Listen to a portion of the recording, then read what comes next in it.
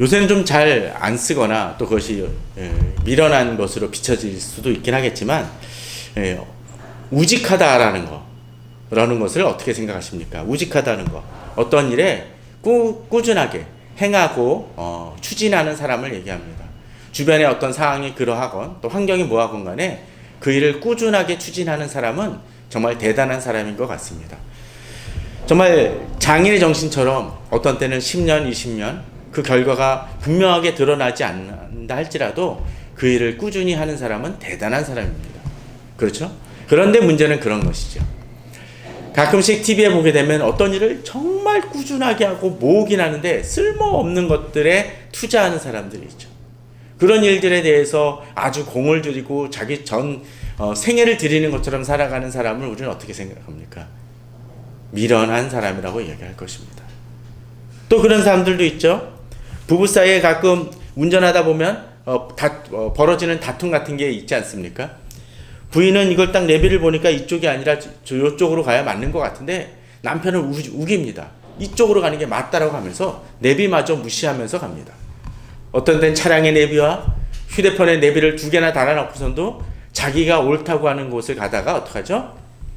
한참을 헤매고 약속 시간은 1시간, 2시간 늦어서 가는 사람을 보곤 합니다. 우리는 그걸 뭐라고 얘기합니까? 미련하다고 합니다. 미련한 사람은 어떤 때 자기 자신만 고생하면 괜찮은데 보통 어떻게 하나요? 주변 사람들도 곤란하게 합니다. 어렵게 하고 힘들게 합니다. 오늘 저희들이 좀 다뤄볼 사람은 바로 미련한 자입니다. 시간이 되어지면 오늘 읽었던 잠언 말씀 중에서 뒷부분에는 게으른 자에 대한 부분도 있는데 사실 게으른 자나 미련한 자를 거의 같이 취급을 하는 경우도 있지만 시간이 되면 게으른 자까지 좀 살펴보고요. 아니면 오늘은 미련한 자만 좀 살펴보았으면 합니다. 자, 미련한 자의 여러 가지 특징을 통해서 어떤 일이 벌어졌는지 좀 보도록 합시다. 첫 번째 이겁니다. 미련한 자에게는 영예가 적당하지 아니하니 마치 여름에 눈 오는 곳과 추수 때에 비 오는 것 같으니라고 되어 있습니다. 미련한 자에게는 영예가 적당하지 아니하다.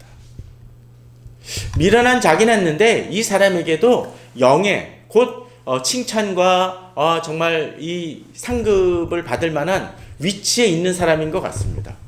그런데 그 사람에게 아무리 좋은 위치에 있다 할지라도 그 사람이 미련하게 행해서 일을 어그러뜨리고 망가뜨리고 오히려 일을 망치고 있다라면 그 사람에게 영예가 돌아가겠습니까? 그럴 수 없을 것입니다. 그런 이유가 뭡니까?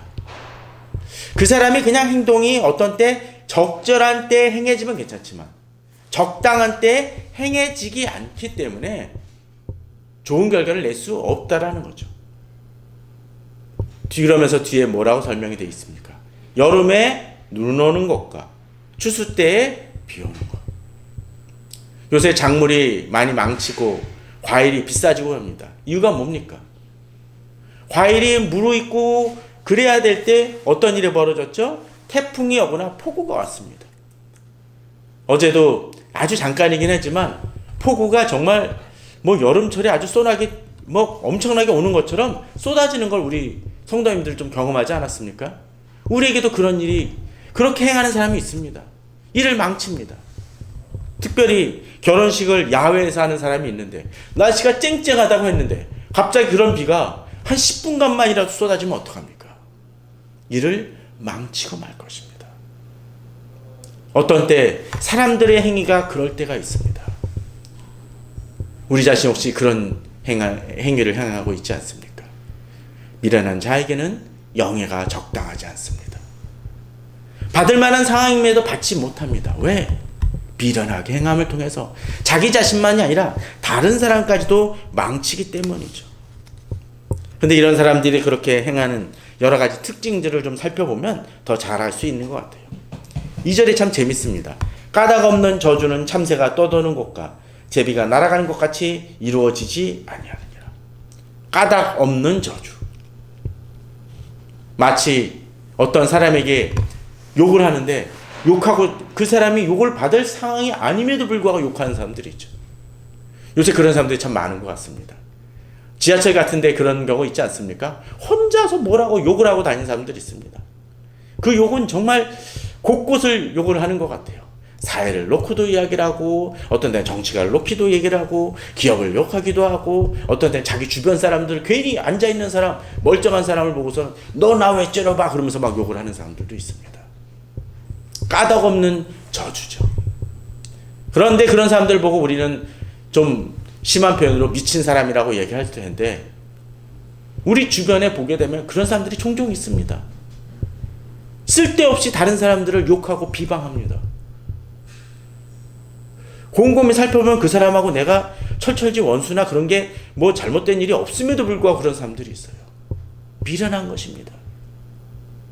자기의 분노를 그냥 그렇게 표출을 합니다. 참새가 열심히 돌아다니고 제비가 날아다니지만 그 일들이 아무 의미 없는 경우들이 있습니다. 저희 집에도 고양이 한 마리 기르는데 그 고양이가 가끔씩 그래요. 가만히 앉아있다가 온 방안을 뛰어다닙니다. 이 방을 뛰어갔다 저 방을 뛰어갔다 막 뜁니다. 근데 이유는 없어요. 그냥 뛰어다닙니다.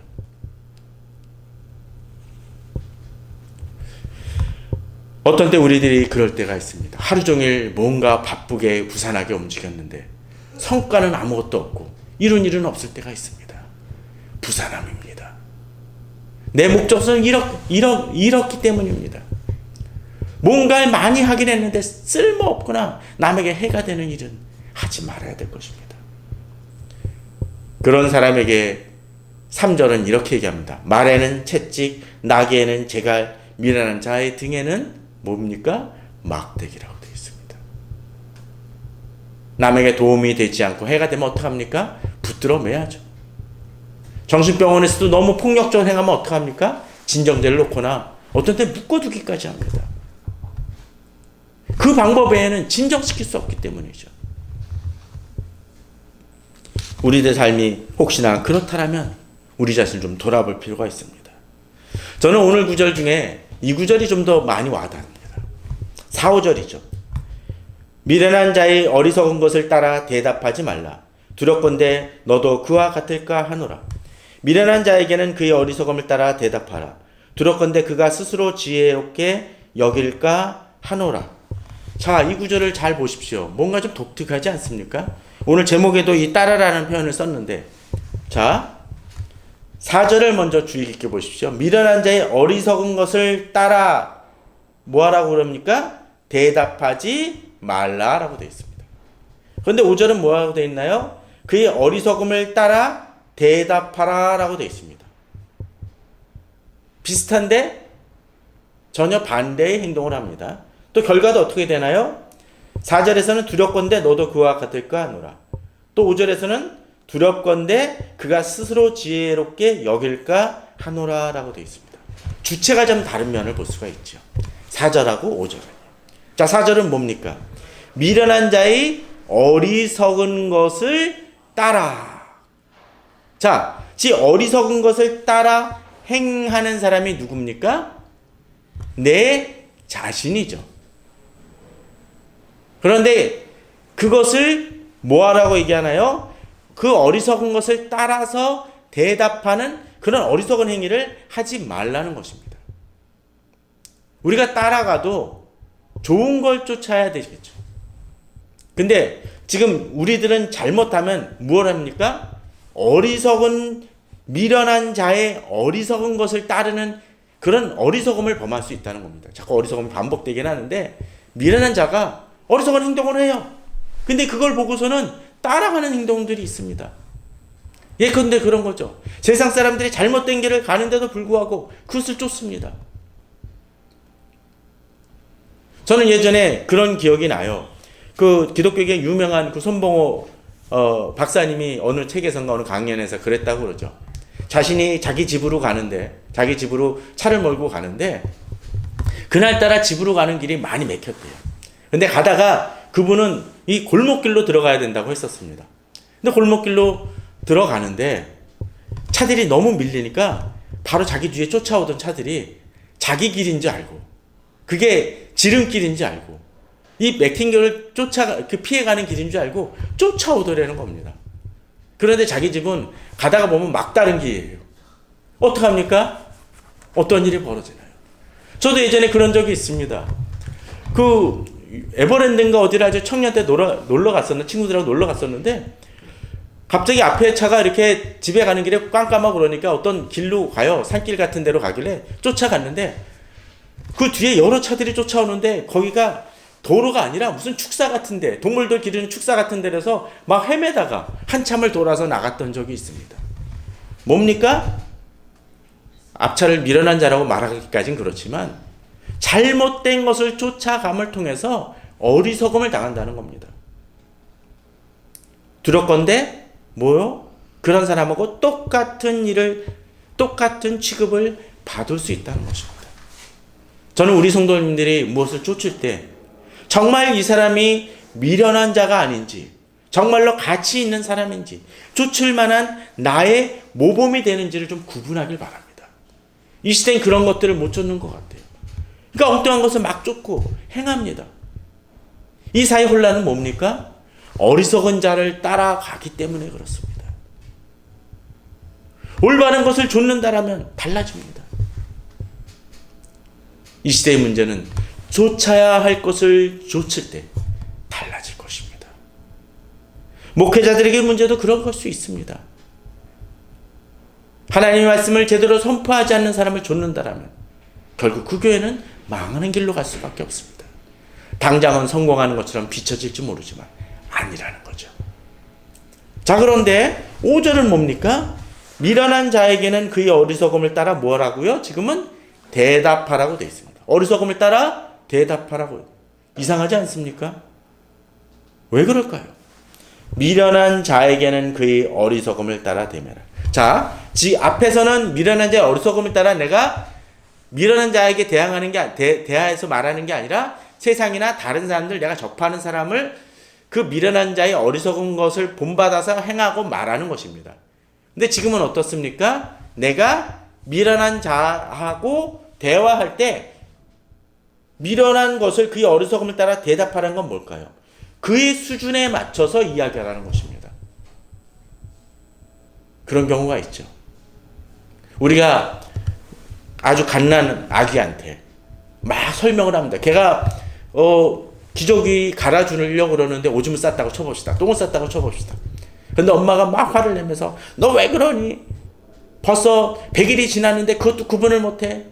1살이 됐는데 그것도 할 줄을 몰라? 라고 이야기를 한다면 그 아기가 깨닫고 엄마 정말 죄송해요. 제가 다시는 그러지 않겠습니다. 제가 또다시 그런 일을 행하면 성을 갈게요. 라고 이야기를 합니까? 절대 그럴 리 없죠. 왜요? 이 아이는 그것을 판단할 수 있는 그것이 아니기 때문이죠.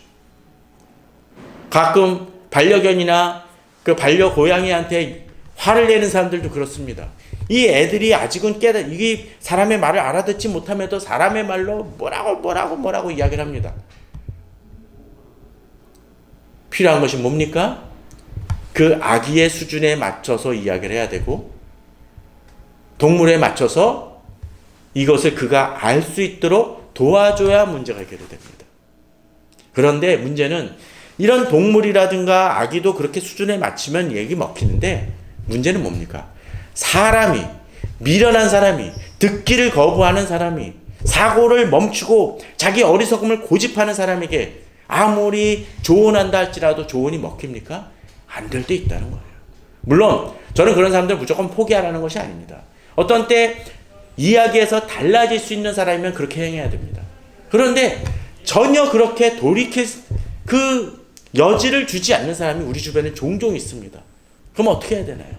그 사람의 수준에 맞춰서 대응해 주는 것이 필요합니다.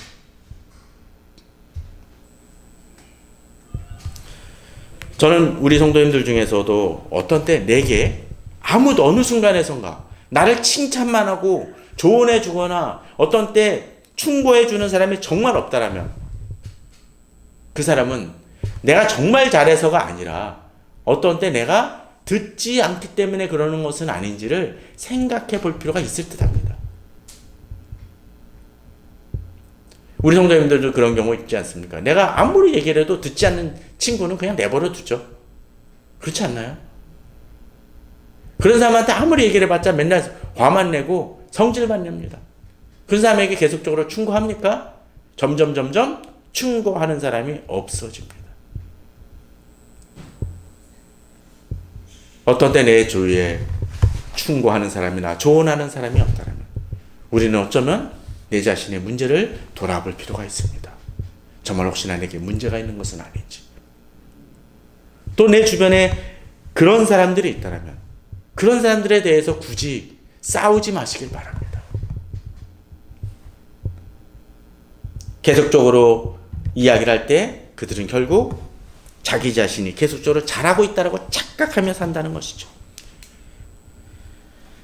자, 오늘 이 편은 또 이런 걸 얘기를 합니다. 미련한 자의 편에 기별하는 것은 자기의 발을 베어버린과 해를 받은과 같으니라. 저는 자의 다리는 힘없이 달렸나니 미련한 자의 입의 잠언도 그러하니라. 물론 이 구절이 요새식으로 따지면 좀 그 장애를 가지신 분한테 좋은 표현은 아닐 수는 있지만 그 당시 표현이란 측면에서 유념해 주시기 바랍니다. 뭡니까? 발이 힘을 얻지 못하면 상처를 입으면 어떡하나요?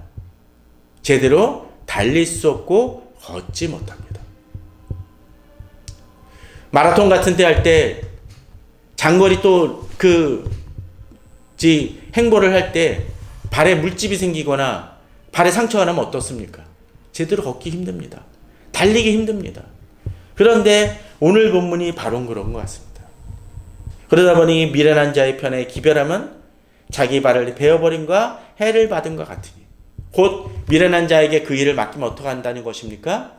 아무리 그 사람을 일을 맡기고 잘 추진하도록 했다 할지라도 제대로 일이 되겠습니까? 안 된다라는 거죠. 어떤 때 목회자들이 가끔 실수하는 게 그렇습니다.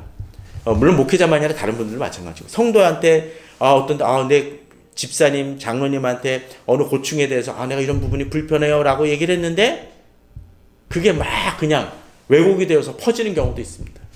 또 반대도 있죠. 어느 성도님이 목회자한테 믿음을 가지고 얘기했는데 그 목회자가 입이 가벼워. 그래서 온 군대에 다 퍼지는 경우들이 있습니다. 또 그것을 자신의 의도하고는 상관없이 말을 퍼뜨리는 경우들도 있습니다. 이유가 뭡니까? 미련한 사람에게 그것을 이야기하고 그 일을 맡겼기 때문입니다. 진정 일을 맡기는 사람은 충성된 사람이어야 됩니다. 이런 사람들에게 일을 맡기면 어떡합니까? 계속적으로 일이 그루어집니다. 당장은 그 사람의 내 입맛에 맞는 이야기를 하거나 조언을 구해줄지 모르지만 오히려 일을 망칠 수 있다는 것을 우리는 알아야 됩니다.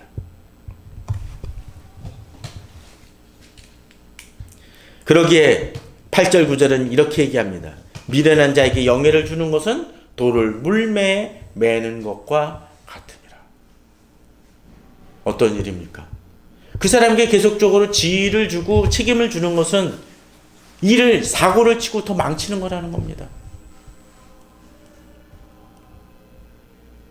아무리 좋은 칼을, 이 식칼이나 이 요리용 칼을 이 셰프나 그런 사람들 일을 잘하는 사람한테 주어지면 그걸 통해서 놀라운 일들이 벌어지면 만일 불량배라든가 깡패라든가 연쇄 살인범한테 그 칼을 맡기면 뭐합니까? 사람 죽는 일 밖에는 발생하지 않을 것입니다.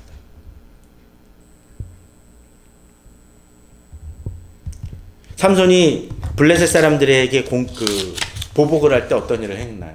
여우 300마리를 잡아서 그 꼬리에 불을 붙여가지고 어떻게 하나요? 밭에 풀어놨죠. 이 여우가 뛰면 뛸수록 어떤 일이 벌어지나요? 불이 확산되어지고 맙니다. 미련한 자에게 영예를 주는 것이 마치 돌을 물매에 매는 것과 같다는 것이 바로 그것입니다. 9절도 그렇습니다. 미련한 자의 입의 잠언은 뭡니까? 술 취한 자가 손에 든 가시나무 같으니라. 그 경찰분들이 주치자를 행할 때 제일 문제가 뭡니까? 그 주치자가 뭔가를 들고 있을 때죠. 그냥 맨몸으로 있으면 그래도 좀 제어하기 편합니다. 근데 칼을 들고 있거나 무슨 깨진 병을 들고 있을 때 그 경찰분들도 아주 조심하지 않습니까? 왜냐? 그 사람이 움직이면 움직일수록 누군가를 다치기 때문이죠. 그래서 빨리 제압을 해야 됩니다. 음주운전 차량을 어떤 때는 그냥 세우면 참 좋지만 안 되니까 도주해버리면 어떡합니까? 차량에 가가지고 어떤 때 경찰차가 자기 차가 파손되는 것을 감수하면서 어떡하죠? 들이받고 세우게 합니다. 미련한 자에게 그것을 멈출 수 있도록 도와줘야 됩니다. 10절도 마찬가지죠. 장인이 온갖 것을 만들지라도 미련한 자를 고용하는 것은 마치 그런 것입니다. 장인이 어떤 일을 행하는데 마무리를 지려고 이제 너 이거 사포를 살짝 문질러서 마무리만 그 지저분한 것만 떼어내 라고 이야기를 하는데 그걸 망치로 두들기면서 깨버리는 어리석은 자한테 맡긴다면 지금까지 아무리 장인이 잘 만들었어도 그 일을 망쳐버리고 맙니다. 우리는 미련한 자의 위험성을 깨달을 수 있어야 됩니다. 미련한 자가 내 주위에 있다면 구분해낼 수 있어야 될 것입니다. 또한 그 미련한 것을 혹시 내가 행하고 있는 것은 아닌지를 돌아봐야 될 것입니다.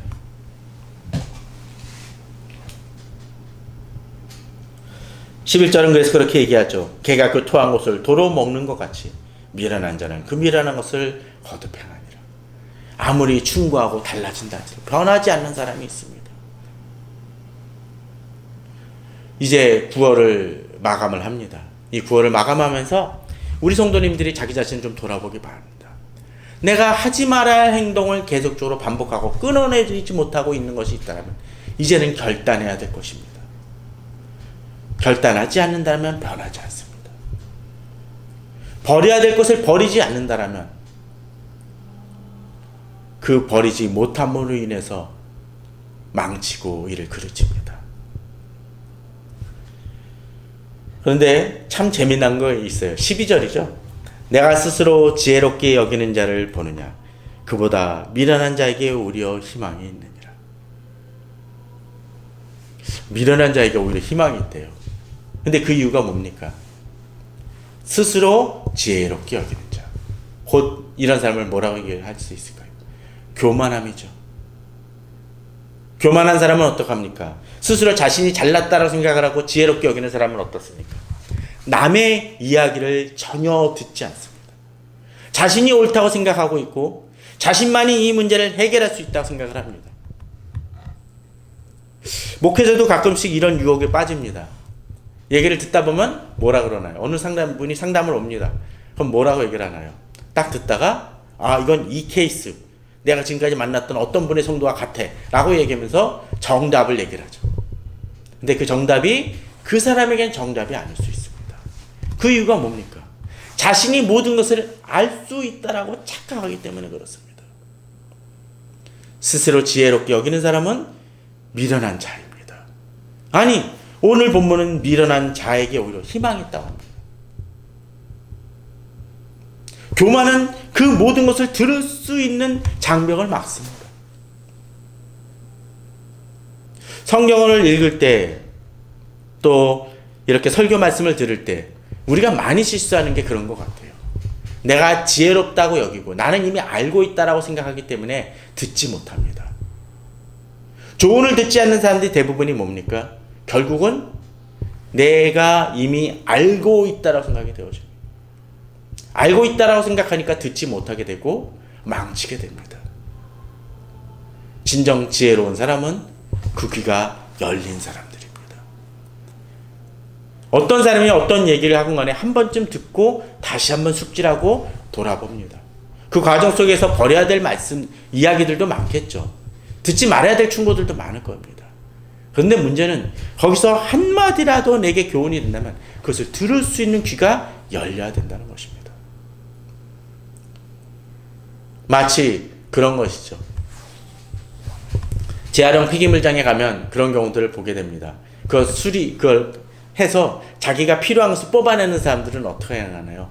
다 그 고물 중에서 한 가지를 찾아냅니다. 그 PC 같은 경우도 이렇죠. 퍼스널 컴퓨터 같은 경우에 고물을 맡기면 어떡합니까? 거기서 금인가 뭔가를 찾아낸다고 합니다. 그 조금을 떼서 그걸 취하고 나머지는 버리고 또 쓸모 있는 것 중 몇 개를 취하고 버리는 거죠. 다른 사람에게는 그냥 고물에 지나지 않지만 그것을 분별할 수 있기 때문에 한 가지를 얻고 자신의 이득을 취합니다. 저는 우리 성도님들이 그런 눈과 귀가 열리길 바랍니다. 제 설교를 들으시는 분도 그러길 바랍니다. 어떤 분에게서는 제 설교가 그렇게 은혜되지 않고 별로 이득이 안 되는 분들도 있을지 모릅니다. 그러나 30분 설교를 또 20분 설교를 한다면 그 중에 한마디를 발견하시기 바랍니다. 왜요? 저는 제 자신이 하나님이 쓰시는 사람이라고 믿기 때문입니다. 그렇기 때문에 하나님은 저를 통해서 제가 비록 부족하고 여러 가지 결함이 있고 문제가 있다 할지라도 저를 통해서 바로 듣는 분에게 전달하고자 하시는 하나님의 메시지가 분명히 있다고 생각이 되어집니다. 어떤 그것이 100% 전해질 때도 있겠지만 또 어떤 때는 정말 제가 상태가 불량해가지고 5% 정도, 1% 정도, 한마디 정도밖에 지나지 않을지도 모릅니다. 그러나 그것을 구분해서 한 가지를 발견한다면 저는 제 수준에 멈춰서 그냥 살아갈지 모르지만 그 말씀을 듣는 사람은 은혜를 받는 사람이고 이 예배를 통해서 귀한 것을 얻는 사람들입니다. 저는 그러기에 가끔씩 문제 있는 교회, 아직도 목사님과의 갈등을 겪는 성도가 다니는 교회, 아직 교회를 옮길까 말까 심각한 고민하는 분들한테도 그 얘기를 합니다. 걸러 들을 수 있는 체력이 있다면 남으십시오라고 하죠. 왜요? 그것을 통해서 한마디를 얻을 수 있다면 귀한 겁니다. 아니 목사가 아니라도 좋습니다. 내 주변의 사람들 속에서 어떤 이야기를 할 때 들을 수 있는 귀가 열리기 바랍니다. 기도할 때도 그러길 바랍니다. 내 귀가 열리게 하여 주시옵소서. 귀티가 안 될 때, 말씀 묵상이 안 될 때, 성경 읽기를 안 될 때도 그렇게 바랍니다. 한마디라도 찾을 수 있다라면 우리 성도님들은 성공한 것입니다. 그것을 통해서 그것이 내 자신을 조금씩 바꿔갈 것이고 성장시킬 것입니다. 그런 은혜를 누리시고 또 그것을 통해서 성장하시는, 미련함에서 벗어나는 그런 놀라운 일을 경험하시는 우리 성도님들 되시기를 주님의 이름으로 축원합니다.